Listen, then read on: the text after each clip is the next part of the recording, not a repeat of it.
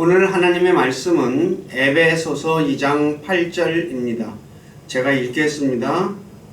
너희가 믿음을 통해 은혜로 구원을 받았나니 그것은 너희 자신에게서 난 것이 아니요 하나님의 선물이니라. 아멘. 잠깐 기도하고 말씀 전하겠습니다. 아버지 하나님, 오늘도 코로나19로 인해서 함께 모여서 주님을 찬양하고 예배하지 못하고 이렇게 또 영상으로 하나님 말씀 전합니다. 참 코로나19가 이렇게 우리 삶 속에 너무나 오랜 시간 동안 우리를 힘들게 하고 또 이렇게 함께 모이지 못하게 하고 있는 가운데 있습니다. 참 우리를 향하신 주님의 선한 뜻이 어디 있는지 저희는 알지 못합니다. 그러나 긍휼이 풍성하신 하나님께 간구 없기는 주님의 무한하신 긍휼로 저희의 허물과 죄를 용서해 주시고 코로나가 속히 종식될 수 있도록 주께서 저희를 불쌍히 여겨주시기를 간절히 원합니다. 그래서 우리가 함께 자유롭게 모여서 주님을 찬양하고 예배하는 날이 속히 올 수 있도록 주께서 긍휼을 베풀어 주시고 영광을 받으시옵소서. 또 부족한 자가 오늘 하나님 말씀 전합니다. 저의 생각과 입술을 붙잡아 주셔서 주님의 선한 도구로 사용하셔서 주님만 홀로 영광을 받으시옵소서. 남은 시간을 주님께 의탁하며 우리 주 예수 그리스도의 이름 안에서 기도드립니다. 아멘. 지난 시간에 사도행전 15장 11절의 말씀을 통해서 율법으로 또 구원을 받은 사람들이 율법을 지켜야만이 구원을 유지할 수 있다는 그런 것에 대해서 사도 베드로께서 참 주 예수 그리스도의 은혜로 구원을 받는다고 정의를 내렸음에도 불구하고 그 이후에 여전히 많은 사람들이 구원을 잃어버릴 수 있다고 가르치는 부분에 대해서 그들이 왜 무엇 때문에 잘못 그렇게 가르치고 있는가에 대해 세 가지로 설명을 드렸습니다. 첫째는 잘못된 개역 성경 구절을 인용하기 때문이며, 둘째는 하나님의 말씀을 올바로 나누지 않기 때문이며, 셋째는 하늘의 왕국과 천국이라고 하는 하늘의 왕국과 하나님의 왕국이 다른데 같다고 생각하기 때문에 그렇게 주장하는 것에 관해 말씀을 드렸습니다. 오늘은 두 번째 시간으로 왜 그리스도인들은 구원을 잃어버리지 않는지에 대해 말씀을 전하겠습니다. 첫째, 구원은 하나님의 은혜로 받는 것이기 때문에 잃어버리지 않습니다. 사도 베드로가 사도행전 15장 11절에서 유대인이나 이방인이나 주 예수 그리스도의 은혜로 구원받는다고 말씀하셨고, 사도 바울 역시 에베소서 2장 5절에서도 우리가 은혜로 구원받는다 라고 말씀하셨을 뿐만 아니라 8절에서 다시금 우리가 믿음을 통해 은혜로 구원을 받았다 라고 말씀하고 있죠. 그러면서 그것은 너희 자신에게서 난 것이 아니라 하나님의 선물이다 라고 말씀하셨습니다. 성경에서 은혜의 뜻은 값없이 베푸는 호의입니다. 그러므로 우리가 은혜로 구원을 받았다라는 말은 하나님께서 우리에게 값없이 베푸는 호의를 통해서 구원을 받았다라는 말씀입니다. 그런데 만일 우리가 구원을 잃어버린다면 하나님께서 값없이 호의를 베풀었다가 빼앗아 가버리기 때문에 그것은 하나님의 선물이다 라고 말할 수 없죠. 우리가 알다시피 선물은 대가 없이 주는 것입니다. 대가가 이시 선물을 주는 것은 선물이 아니죠. 마찬가지로 우리가 어떤 사람에게 값없이 어떤 선물을 줬습니다. 근데 그것을 나중에 뺏어 가버리면 빼앗아 가는 그 사람을 향해 우리가 뭐라고 말합니까? 차라리 주지 말지 왜 주었다가 빼앗아 가느냐라고 하며 빼앗아 가는 사람을 향해 매정한 사람이다 라고 말할 것입니다. 마찬가지로 하나님께서 우리에게 값없이 호의를 베풀어 우리가 구원받았는데 나중에 구원을 빼앗아 가면 하나님은 매정한 분이 되는 것이죠. 다시 말해 성경이 말하는 하나님이 아닌 것입니다. 왜냐하면 성경의 하나님은 동정심이 많고 은혜롭고 오래 참으시는 분이라고 시편 86편 15절에 말씀하고 있습니다. 동정심이 많다. 그리고 또 은혜롭고 오래 참으시는 분께서 우리가 줬다가 선물을 뺏어가면 어떻게 은혜로우신 분이 될 수 있겠습니까? 그러므로 구원을 잃어버리게 된다고 하면 우리가 믿는 하나님의 성품과 너무나 다른 것이 되기 때문에 구원을 잃어버릴 수가 없는 것입니다. 두 번째, 구원받는 것은 영원한 생명을 얻는 것이기 때문에 잃어버리지 않습니다. 성경은 요한복음 3장 15절에서 예수 그리스도를 믿으면 영원한 생명을 얻는다 라고 말씀하고 있고 그 생명을 3장 16절에서 영존하는 생명이다 라고 말씀하고 있습니다. 만일 우리가 구원을 잃어버린다면 영원한 생명을 얻었다 라고 말할 수 없을 것입니다. 왜냐하면 영원한 생명은 끝이 없는 그런 생명이기 때문이죠. 그런데 구원을 잃어버리면 끝이 있게 되니까 그것이 어떻게 영원한 생명이 될 수 있겠습니까? 그러므로 우리가 받은 구원은 결코 잃어버리지 않습니다. 이것은 요한복음 10장 28에서 30절에 예수님께서 하신 말씀을 통해서 알 수 있습니다. 제가 요한복음 10장 28에서 30절을 읽어드리겠습니다. 내가 그들에게 영원한 생명을 주노니 그들이 결코 멸망하지 않을 것이요 또 아무도 내 손에서 그들을 빼앗지 못하리라. 그들을 내게 주신 내 아버지는 모든 것보다 크심에 아무도 내 아버지 손에서 능히 그들을 빼앗지 못하느니라. 나와 내 아버지는 하나니라 하시니라. 자, 그러므로 우리가 구원을 받았다라는 말은 영원한 생명을 얻었다는 것이고 그렇기 때문에 끝이 없는 영존한 생명이다 라고 말씀하는 것이죠. 그래서 이사야 51장 6에서 8절에 내 구원은 영원히 있고 대대로 있다고 반복해서 두 번에 걸쳐 말씀하고 있습니다. 제가 읽어드리겠습니다. 너희는 하늘들을 향하여 눈을 들며 아래의 땅을 살펴보라.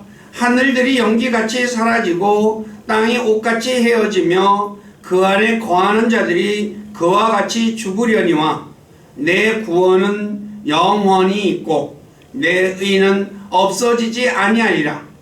의를 아는 자들아, 마음에 내 법이 있는 백성들아, 너희는 내 말에 귀를 기울이라.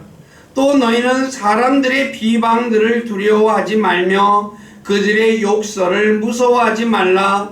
좀이 그들을 옷같이 먹으며 벌레가 그들을 양털같이 먹으리라. 그러나 내 의는 영원히 있고 내 구원은 대대로 있으리로다. 그러므로 우리가 받은 구원은 영원한 구원이라는 것 잊지 마시기 바랍니다. 세 번째, 구원받은 사람은 구원에 이르도록 믿음을 통해 하나님의 권능으로 보호받고 있기 때문에 구원을 잃어버리지 않습니다. 베드로전서 1장 5절에 이렇게 말씀하고 있습니다. 너희는 마지막 때에 드러내려고 예비된 구원에 이르도록 믿음을 통해 하나님의 권능으로 보호받고 있느니라. 자, 오늘 믿음을 통해서 우리가 보호받고 있다고 말씀하고 있죠. 그런데 이 믿음에 대해 히브리서 12장 2절에 보면 바로 예수 그리스도라고 말씀하고 있죠. 예수 그리스도께서는 우리 믿음의 창시자요 완성자라고 말씀하고 있습니다. 즉 믿음은 내 것이 아니라 예수님이 만들고 마친다라는 말이죠. 그래서 이 믿음을 주 예수 그리스도의 것이라고 말씀하는 것입니다. 그래서 사도행전 3장 16절에서 믿음은 그분으로 말미암는 믿음, 즉 그분에 의해서 있는 믿음, 예수님으로 말미암아 있는 믿음이다 라고 말씀하고 있고, 디모데전서 3장 13절에서 믿음은 예수 그리스도 안에 있는 믿음이다 라고 말씀하고 있습니다. 그러니까 믿음은 내 믿음이 아니라 예수 그리스도의 믿음인데 그 믿음이 우리를 보호해주고 있다는 거죠. 그러므로 우리는 구원을 잃어버리지 않습니다. 네 번째, 성령님께서 구원받은 그리스도인들을 구속받기까지 상속유업의 보증이 되시기 때문에 구원을 잃어버리지 않습니다. 에베소서 1장 13절에서 14절을 보십시오.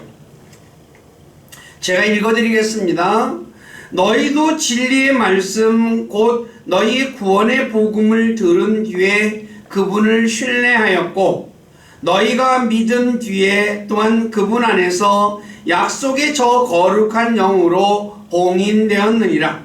이 영께서는 값주고 사신 그 소유물이, 값주고 사신 즉 저와 여러분들을 말하는 겁니다. 구속을 받을 때까지, 즉 우리 몸이 구속받을 때까지 우리의 상속여배 보증이 되어 주신다. 우리가 구속받을 때까지, 즉 완성될 때까지 보증이 되어 주신다고 말씀하고 있죠. 그러므로 만일 우리가 구원을 잃어버린다면 우리가 구속받을 때까지 상속여배 보증이 되신다라는 말씀을 할 수 없습니다. 그렇지 않습니까? 그렇기 때문에 저와 여러분들은 구원을 잃어버리지 않습니다. 자, 그렇다면 내 안에 바로 성령님이 계신 걸 어떻게 알 수 있을까요? 즉 나를 구속의 날까지 보증이 되어주신 그 성령님이 내 안에 있는 걸 어떻게 아느냐라는 거죠. 그것은 고린도전서 12장 3절의 말씀을 통해 알 수 있는데, 자신이 예수님을 주라고 즉 주님으로 고백하면 그 사람 안에는 성령님이 계시는 것입니다. 제가 고린도전서 12장 3절 읽어드리겠습니다. 그러므로 내가 너희에게 깨닫게 하노니 하나님의 영으로 말미암아 말하는 자는 아무도 예수님을 저주받은 자라 하지 아니하고 또 성령님으로 말미암지 않고서는 아무도 예수님을 주라고 말할 수 없느니라.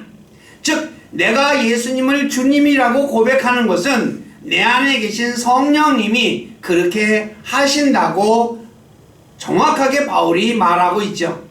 그러므로 내가 예수님을 주님으로 고백하면 나는 영원한 생명을 받은 사람이고 구원받은 사람이라는 것을 알 수 있죠. 이것은 로마서 10장 13절의 말씀을 통해서도 알 수 있습니다. 로마서 10장 13절에 이렇게 말합니다. 누구든지 주의 이름을 부르는 자는 구원을 받으리라. 여기서 주의 이름은 주라는 이름, 즉 예수님을 주님이라고 부르면 구원받는다라는 말입니다. 그러므로 자신이 주 예수 그리스도를 믿어 구원받았고 자신이 예수님을 주님이라고 부르면 자신 안에 성령님이 계신 것을 알 수 있습니다. 또 다른 한 가지가 더 있는데 하나님을 아버지라고 부르면 그 사람 역시 성령님이 자신 안에 계신 사람입니다. 이것은 갈라디아서 4장 6에서 7절의 말씀을 통해 알 수 있습니다. 갈라디아서 4장 6, 7절의 말씀을 제가 읽어드리겠습니다. 너희가 아들이므로 하나님께서 자신의 아들의 영을 너희 마음속에 보내사 아버지 하고 부르짖게 하셨느니라. 그러므로 네가 더 이상 종이 아니요 아들이니 아들이면 그리스도를 통한 하나님의 상속자니라. 자, 갈라디아서 4장 6, 7절에서 우리가 아들이기 때문에 하나님께서 자신의 아들 즉 예수님의 영을 보내서 이 하나님을 아버지라고 부르짖게 하셨다라고 말씀하고 있습니다. 그러므로 자신이 하나님을 아버지라고 부르고 있다면 자신 안에 주 예수 그리스도의 영이신 성령님이 계신 것을 알 수 있습니다. 자, 그러면 예수 그리스도인들이 하나님을 어떻게 아버지라고 부를 수 있을까요? 이것은 두 가지로 설명드릴 수 있는데 하나는 요한일서 5장 1절에서 하나님께서 저와 여러분들을 낳았다라는 말씀을 통해서 알 수 있습니다. 즉 우리가 알다시피 자신을 낳은 사람을 아버지라고 부르잖아요. 그렇기 때문에 하나님께서 우리를 낳았기 때문에 우리는 아버지라고 부르는 거죠.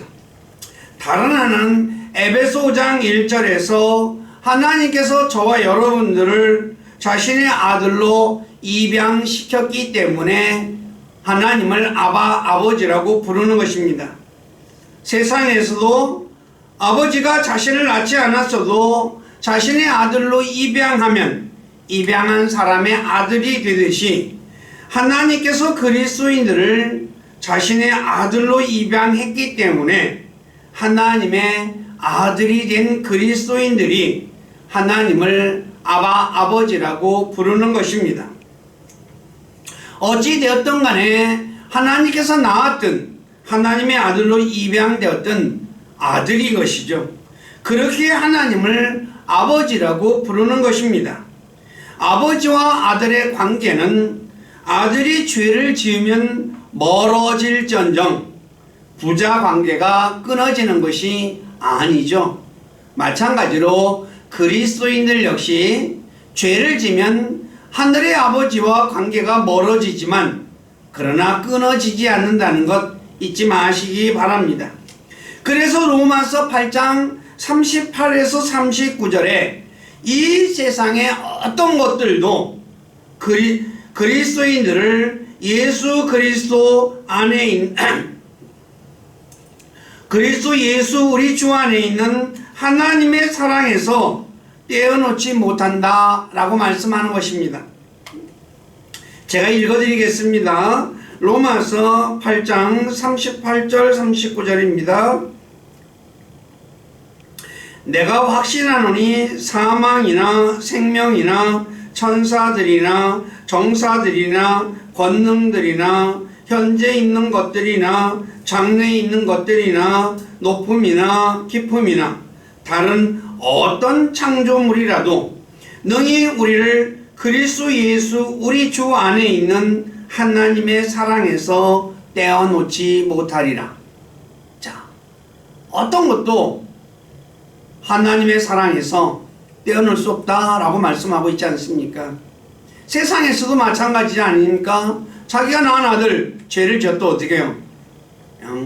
어떤 나쁜 것을 하더라도 끊어놓을 수가 없죠. 마찬가지로 그러므로 구원받은 그리스도인들은 구원을 잃어버리지 않습니다.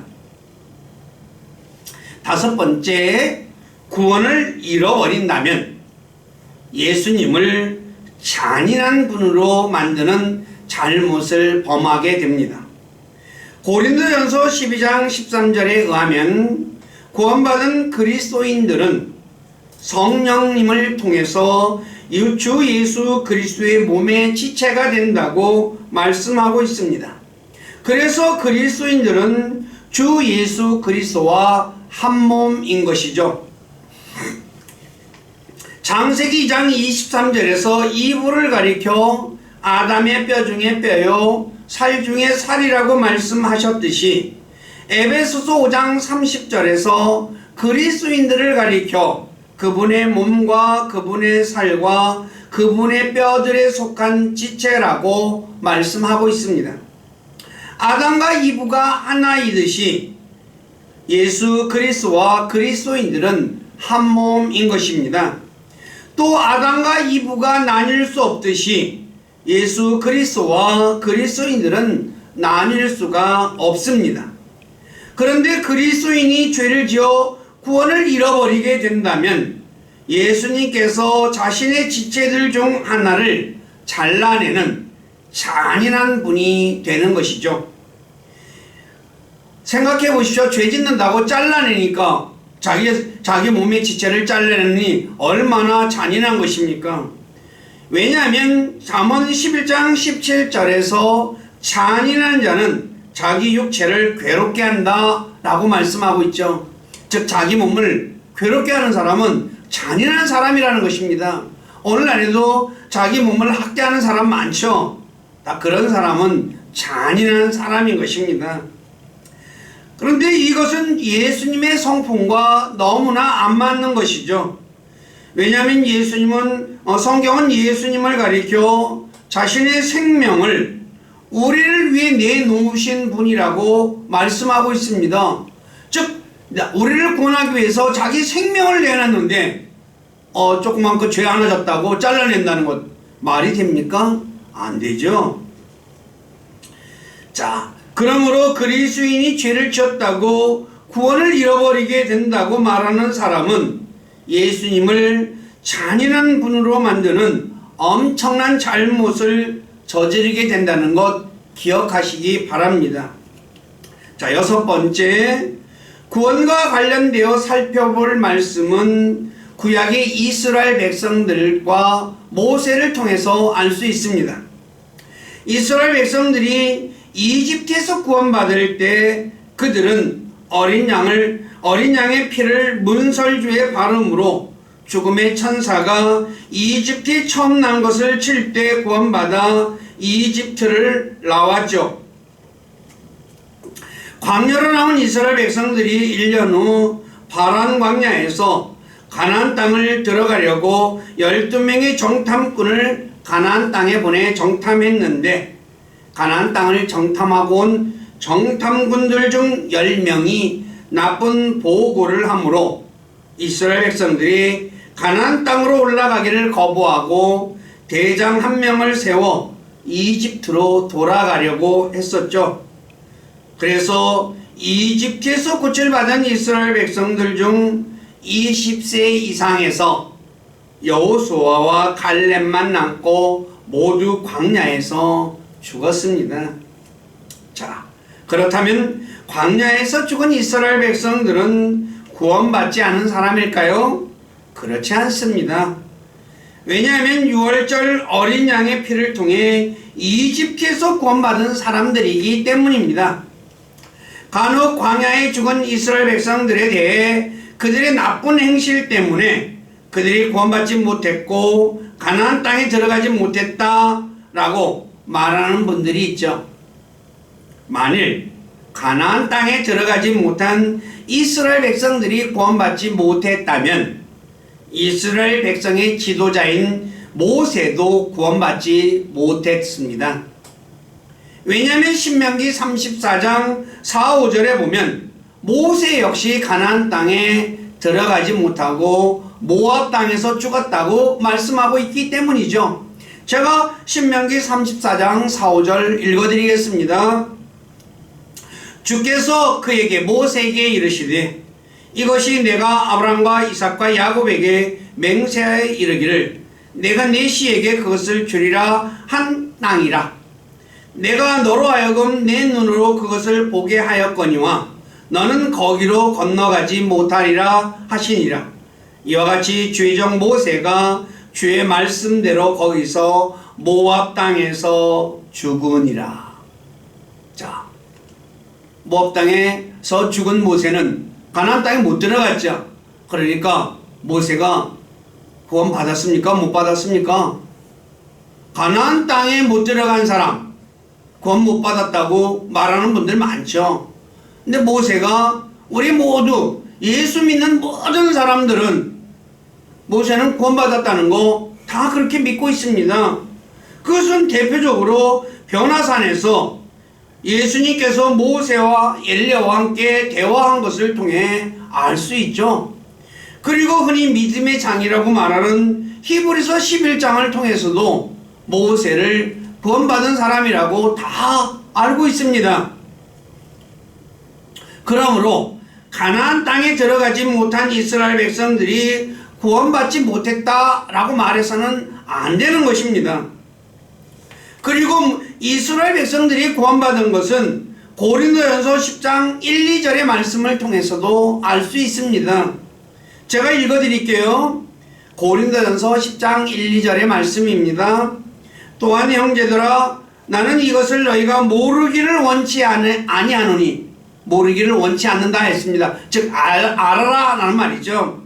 곧 우리 조상들이 다 구름 아래 있고 모두 바다를 지나가며 모두가 구름과 바다 속에서 모세에게로 침례를 받고 그래요. 이스라엘 백성들이 모세에게로 침례를 받았다라고 말하고 있습니다. 다시 말해 그리스도인들이 성령 침례를 통해서 예수 그리스도에게로 침례 받았듯이 이스라엘 백성들이 홍해에서 모세에게로 침례를 받았다는 말입니다. 우리가 그래서 그리스도인들을 예수 그리스도와 하나라고 말하고 있죠. 마찬가지로 이스라엘 백성들 역시 모세와 하나인 것입니다. 그러므로 가나안 땅에 들어가지 못한 모세가 구원받았듯이 모세와 하나인 이스라엘 백성들 역시 구원받은 것이죠. 제 말에 모순이 있습니까? 없죠. 자, 왜 이스라엘 백성들이 구원받았습니까? 믿음으로 유월절을 지켰고 믿음으로 홍해를 건넜기 때문이라고 히브리 11장 29절에 말씀하고 있기 때문입니다. 단지 이집트를 나온 이스라엘 백성들이 영적으로 너무나 어려서 주님의 계획이 무엇인지 모르고 또 어려움 당할 때마다 불평하고 송아지 우상을 만들어 섬기고 우상에게 바쳐진 희생물을 먹고 음행했던 것이죠. 마찬가지로 오늘날 구원받은 그리스도인들이 매사에 불만으로 가득 차 있고 우상을 섬기고 음행한다 할지라도 그가 진정으로 자신이 죄인임을 고백하고 자신의 죄 때문에 하나님의 아들이신 예수 그리스도께서 십자가에서 피 흘려 죽으시고 묻히시고 부활한 것을 믿었다면 그는 구원받은 것입니다. 이것은 고린도 교회를 통해서도 알 수 있습니다. 고린도 전서를 읽어보면 고린도 교회의 죄가 한둘이 아닙니다. 제가 간략하게 읽어드릴게요. 고린도 교회는 그리스도인들이죠. 시기와 다툼과 분열이 있어서 파당을 만들었다고 고린도전서 3장 3, 4절에 말씀하고 있고 고린도전서 5장 1절에 보면 음행했다고 말씀하고 있고 고린도전서 6장 1에서 7절에 보면 서로 소송을 했다고 말하고 있고 그 다음에 6장 15에서 18절에 보면 창녀와 간음했다고 말하고 있고 그 다음에 고린도서 8장 7절에 보면 우상에게 바쳐진 희생물을 먹었다고 말하고 있고 그 다음에 고린도전서 11장 21절에 보면 포도주에 취해 있었다고 말하고 있습니다. 자, 얼마나 많은 죄를 졌습니까? 그런데 이런 고린도 그리스도인들을 향해 사도 바울은 20번이나 형제들아 라고 말하고 있어요. 그냥 형제들이라고 얘기했을까요? 아니죠. 왜 사도 바울은 이런 죄를 짓는 그리스도인들, 고린도 교회 그리스도인들을 향해 형제라고 불렀을까요? 비록 죄를 짓더라도 한 하나님 아버지에게서 낳은 자녀들이기 때문이죠. 바울이나 고린도 교회 그리스도인들이나 한 하나님께서 낳은 것입니다. 그러니 형제라고 할 수밖에 없죠. 우리도 마찬가지 아닙니까? 형제가 있는데 진짜 죄를 많이 져요. 근데 뭐라고 불러요? 형, 동생 그렇게 부르잖아요. 그렇게 불러야지 맞는 거 아니야. 아버지 아들이니까 설령 내 마음에 안 들어요. 그래도 형이고 동생이잖아요. 자, 그럼에도 간혹 자신이 깨끗하게 산다는 그리스도인들 중에 예수 그리스도를 믿고 난 뒤에 나쁜 짓을 하면 구원을 잃어버릴 수 있다고 말하는 사람이 있습니다. 좀 전에도 말씀드렸지만 형제간에 나는 깨끗이 사는데 내 동생이든 형이든 간에 죄를 져요. 그러면 아버지 아들 아닙니까? 그래도 아버지 아들이죠. 근데 제가 구원을 잃어버릴 수 있다고 하는 분들에게 한 가지 질문을 드릴게요.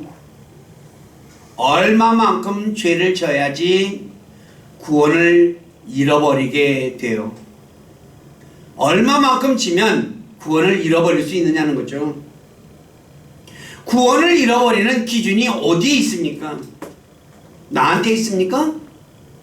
내 마음에 내가 보기에 이것. 자, 예를 들어 어떤 사람이 살인했다면 그는 구원을 잃어버릴까요? 살인했으니까 당연히 잃어버리지. 그렇다면 만일 살인한 사람이 구원을 잃어버린다면 형제를 미워한 사람도 구원을 잃어버려야 합니다. 왜냐하면 요한일서 3장 15절에서 형제를 미워하는 자는 살인자라고 말하고 있기 때문이죠. 자, 제가 예를 들어서 우리 형이든지 제 동생이 살인했어요. 밉죠? 안 미워요? 그러면 나는 어떻게 됩니까? 동생은 살인 주겠지만 나도 살인자라고 성경은 말하고 있습니다. 그럼 나도 구원을 잃어버려야 하는 것 아니겠습니까? 잘 생각해 보시기 바랍니다. 자, 또 어떤 사람이 간음을 했다면 그는 구원을 잃어버릴까요? 간음해서 구원을 잃어버린다면 마음속으로 음욕을 품은 사람도 구원을 잃어버리게 될 것입니다. 왜냐하면 예수님께서 마태복음 5장 28절에서 여자를 보고 음욕을 품은 사람도 간음했다고 예수님이 친히 말씀하셨습니다. 그러니 똑같이 다 잃어버리게 되죠. 또 어떤 사람이 거짓말을 했다면 그는 구원을 잃어버릴까요? 거짓말 정도는 할 수 있지. 거짓말했다고 잃어버리면 되나? 근데 만일 거짓말해서 구원을 우리가 거짓말을 했는데도 안 잃어버린다면 그 생각은 틀린 생각입니다. 왜 그럴까요? 거짓말하는 사람도 구원을 잃어버려야 됩니다. 그 이유는 십계명에 보면 잘 알 수 있습니다.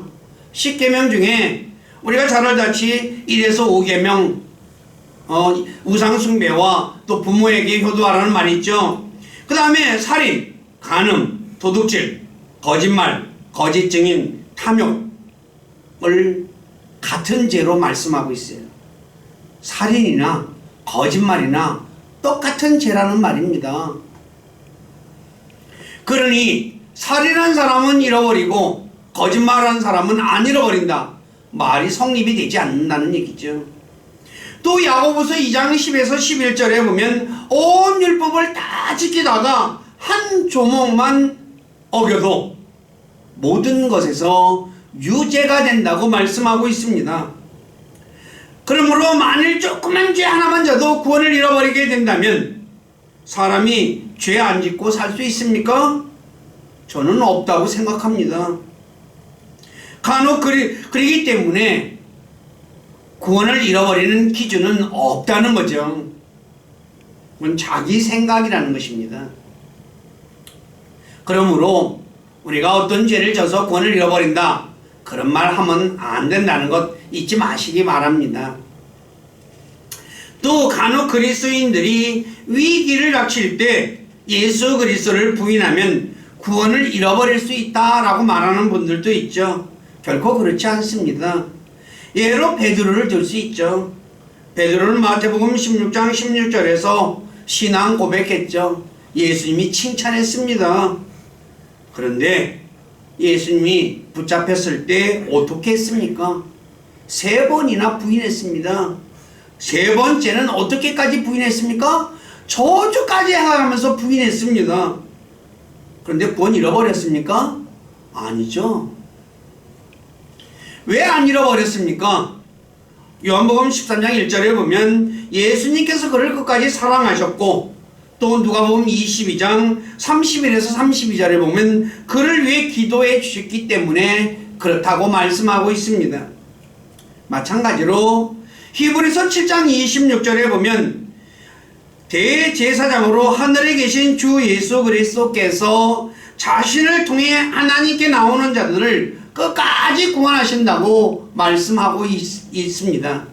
그렇기 때문에 예수 그리스도를 믿는 사람은 주님이 기도해 주시기 때문에 구원을 잃어버리지 않는 것이죠. 그러므로 죄를 지면 또 주 예수 그리스도를 믿었다 해도 부인하면 구원을 잃어버린다고 말해서는 안 됩니다. 오히려 죄를 짓는 그리스도인들에게 주 예수 그리스도의 사랑과 희생과 하늘의 상속력의 영광의 풍성함에 대해서 깨닫게 해주고 알게 해줘서 죄를 짓지 않고 주님을 위해 살게 해야 할 것입니다. 자, 마지막으로 구원과 상속력이 다른데 이것을 구분하지 못해서 구원을 잃어버릴 수 있다고 주장하는 것이죠. 광야에서 죽은 이스라엘 백성들은 상속력의 땅인 가나안 땅을 받지 못한 것이지 구원받지 못한 것이 아닙니다. 그들은 구원받았지만 상속력 땅을 얻지 못한 것이라는 거죠. 마찬가지로 구원받은 그리스도인들이 우상을 섬기고 죄를 지으면 하늘의 상속력을 받지 못하는 것이지 구원을 잃어버리는 것이 아닙니다.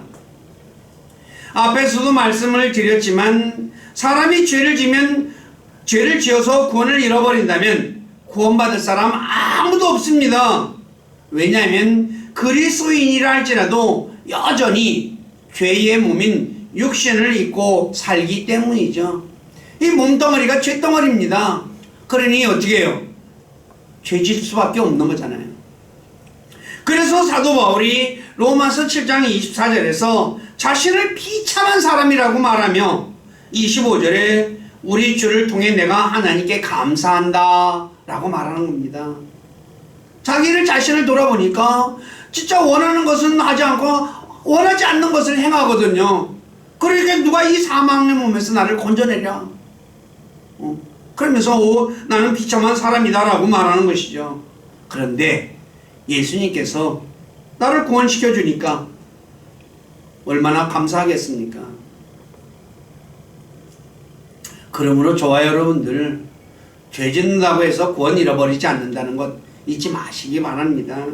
자, 살펴보았듯이 자신이 주 예수 그리스도를 믿어서 구원을 받았다면 그 구원은 잃어버리지 않습니다. 그러므로 누가 말했던 간에 구원을 잃어버릴 수 있다거나 아니면 구원을 우리가 유지해야 된다, 이루어야 한다 라고 말하는 사람이 있다면 그런 사람의 말에 조금도 귀를 기울이지 마시기 바랍니다. 자, 말씀을 정리하겠습니다. 그리스도인들은 자신에게 값없이 주시는 하나님의 선물인 구원에 대해 정확히 알고 있어야 합니다. 왜냐하면 이것이 흔들리면 영적 성장이 있을 수 없기 때문입니다. 예를 들어 자신이 구원받은 것에 대해 확신이 없는 사람은 자신이 확신을 갖기까지 고민하고 걱정하다가 침체에 빠지죠. 그래서 어떻게 됩니까? 또 내려가는 것입니다. 예를 들어서 우리 아버지가 나를 낳았는데 진짜 내가 우리 아버지 아들 맞을까? 아닐까? 어떨 때는 아들인 것 같고 어떨 때는 아닌 것 같아요. 그러면 어떻게 돼요? 늘 불안한 가운데 사는 거 아니에요. 마찬가지입니다. 그렇기 때문에 저와 여러분들 절대로 이 부분에 관해서 흔들리지 마시기 바랍니다. 예수 그리스도께서 자신의 죄 때문에 죽고 묻히고 3일 만에 부활한 것을 내가 마음으로 믿고 입으로 고백했다면 자신이 구원받은 것 확실히 믿으시기 바랍니다. 그리고 하나님 말씀 부지런히 읽고 말씀대로 사는 훈련을 해서 그리스도의 군사로서 하나님을 기쁘시게 해드리는 그런 분들이 되시기를 부탁드립니다. 우리 교회 모두는 이러한 분들이 되시기를 주님의 이름으로 간절히 부탁드립니다. 기도하겠습니다. 아버지 하나님, 오늘 부족한 자가 지난 시간과 이번 시간 2시간에 걸쳐서 우리가 받은 구원은 절대로 잃어버리지 않는다는 것에 대해 말씀을 전했습니다.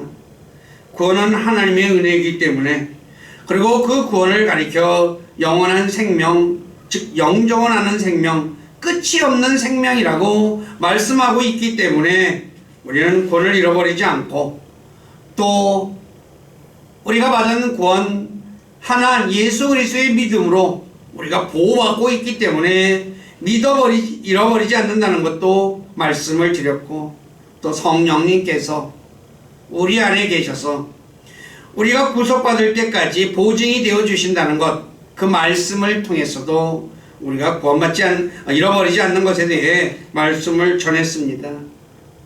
우리 교회 사랑하는 모든 지체들, 자신이 받은 구원에 대해서 흔들리지 말고 하나님 말씀 많이 읽고, 또 읽은 말씀 마음에 새기고 그 말씀에 따라 살아가는 훈련을 함으로 자신의 믿음을 키우고, 그래 믿음으로 승리하는 삶, 하나님께서 우리를 위해서 예비하신 하늘의 상속 유업을 위해 살아가는 그런 그리스도인이 될 수 있도록 주님께서 우리를 붙잡아 주시고 도와주시고 살아갈 수 있도록 힘주시고, 그래서 주님만 홀로 찬송과 존귀와 영광을 받으시옵소서.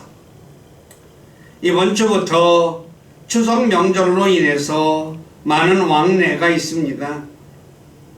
주님께서 우리 지체들 가고 오는 길 지켜주시고, 특히 코로나로부터 안전하게 보호해 주셔서 우리가 다시 만날 때 건강한 모습으로 만날 수 있도록 주님께서 저희 교회 모든 지체들의 안전을 지켜주시기를 간절히 원합니다.